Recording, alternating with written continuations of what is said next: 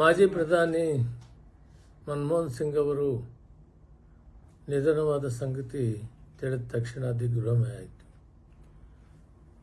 ನಾನು ಅವರ ಜೊತೆಯಲ್ಲಿ ಭಾರತ ಸರ್ಕಾರದಲ್ಲಿ ರಸ್ತೆ, ರೈಲ್ವೆ, MSMEಯಲ್ಲಿ ಸಚಿವನಾಗಿ 10 ವರ್ಷ ಕೆಲಸ ಮಾಡಿದೆ.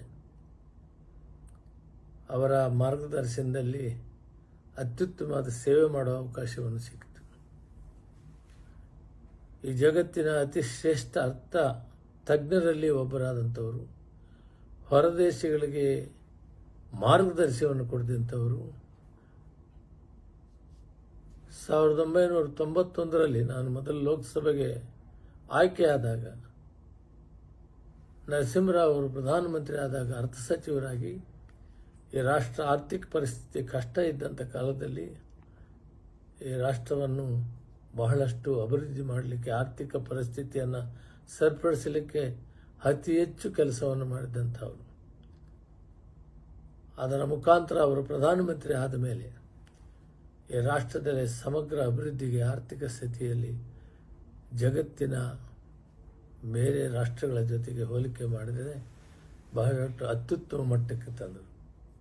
ಎಷ್ಟೋ ರಾಷ್ಟ್ರಗಳು ಒಂದು ಸಂದರ್ಭದಲ್ಲಿ ಸಕಾಲಕ್ಕೆ ಹಣವನ್ನು ಕಟ್ಟದೆ ಅವರು ಡಿಫಾಲ್ಟ್ ಆದಾಗ ಮನಮೋಹನ್ ಸಿಂಗ್ ಅವರು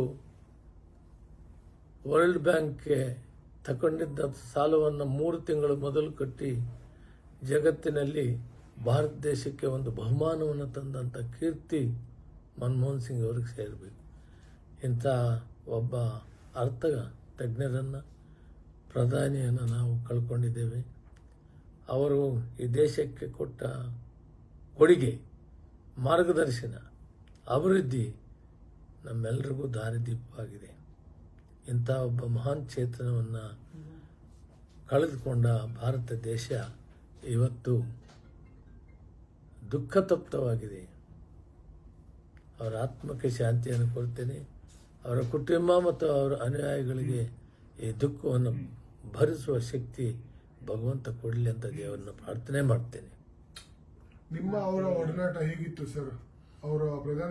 ಅವರು ಪ್ರಧಾನಿಯಾಗಿದ್ದಾಗ ಎಲ್ಲ ಕೆಲಸಗಳು ಕೂಡ ನನಗೆ ಪ್ರೋತ್ಸಾಹ ಕೊಡ್ತಾ ಇದ್ರು. ಯಾವುದೇ ಒಂದು ಪ್ರಾಜೆಕ್ಟು ಇಂಥದ್ದು ಮಾಡಬೇಕು ಅಂದಾಗ ಒಳ್ಳೆಯದು ಮಾಡು ಅಂತ ಹೇಳ್ತಿದ್ರು, ಕರೆಕ್ಟ್ ಡೈರೆಕ್ಷನ್ಸ್ ಕೊಡ್ತಾ ಇದ್ರು, ಹೀಗೆ ಮಾಡಬೇಕು ಅಂತ ಹೇಳ್ತಿದ್ರು. ಕೆಲವು ಸಂದರ್ಭದಲ್ಲಿ ಅವರು ಕೆಲವು ಮುಖ್ಯಸ್ಥರನ್ನ, ಇಂಥವ್ರನ್ನ ಭೇಟಿಯಾಗಿ ಅದರ ಸಲಹೆಯನ್ನು ಪಡೆದು ಮಾಡುವಂತ ಹೇಳಿದಂಥ ಸಂದರ್ಭಗಳು ಇದೆ. ಎಷ್ಟಾದರೂ ಸೌಮ್ಯ ಸಭಾ, ಯಾವತ್ತೂ ಕೂಡ ಕೋಪ ಮಾಡಿಕೊಳ್ತಾ ಇರಲಿಲ್ಲ. ಏನಾದರೂ ಹೇಳಬೇಕಾದ್ರೆ ನಿಧಾನವಾಗಿ ಹೇಳ್ತಿದ್ರು, ಯೋಚನೆ ಮಾಡಿ ಅಂತ ಹೇಳ್ತಿದ್ರು. ಯಾವತ್ತೂ ಆದೇಶ ಇದೆ ಮಾಡು ಅನ್ನೋ ಮಾತನ್ನು ಹೇಳಿಲ್ಲ. ಇದು ಕೆಲಸ ಮಾಡ್ಬೋದು, ಇದನ್ನು ಮಾಡಿ ಅಂತ ಹೇಳ್ತಿದ್ರು. ಅವರು ಬಹಳ ಸರಳ ಸಜ್ಜನಿಕೆ ಹೆಸರಾದಂಥವರು.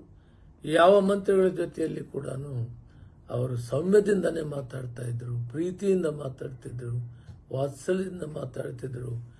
ಅವರ ಮಾತು, ಅವರ ಮಾರ್ಗದರ್ಶನ ನಮಗೆ ಅದೇ ಒಂದು ಆದೇಶವಂತ ಕೆಲಸ ಮಾಡ್ತಾ ಇದ್ವಿ. ಅತ್ಯುತ್ತಮವಾದಂಥ ಒಬ್ಬ ಅರ್ಥ ತಜ್ಞರನ್ನು, ಈ ದೇಶದ ಸರ್ವತೋಮುಖ ಅಭಿವೃದ್ಧಿಗೆ, ಆರ್ಥಿಕ ಪರಿಸ್ಥಿತಿಯನ್ನು ಜಗತ್ತಿನ ಬಲಿಷ್ಠ ರಾಷ್ಟ್ರಗಳ ಜೊತೆಗೆ ಕೊಂಡೊಯ್ದಂಥ ಮಹಾನ್ ಚೇತನವನ್ನು ಈ ದಿನ ನಾವು ಕಳೆದುಕೊಂಡಿದ್ದೀವಿ. ಈ ದೇಶ ದುಃಖ ತಪ್ತದಲ್ಲಿದೆ. ದೆಹಲಿಗೆ